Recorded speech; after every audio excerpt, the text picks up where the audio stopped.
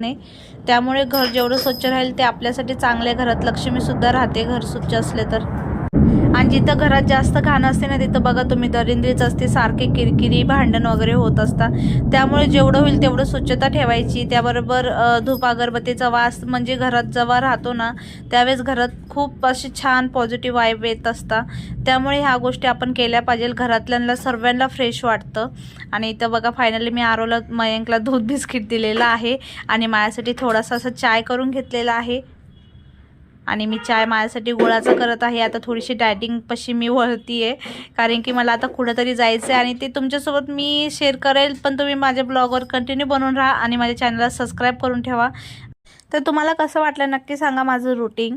आणि तुमचं पण असंच असतं का ते सुद्धा कमेंटमध्ये कळवा. तर आजचा व्हिडिओ कसा वाटला नक्की सांगा. व्हिडिओ आवडला असेल तर लाईक कमेंट शेअर करायला विसरू नका. तर भेटूया उद्या एका नवीन व्हिडिओमध्ये. Bye, take care.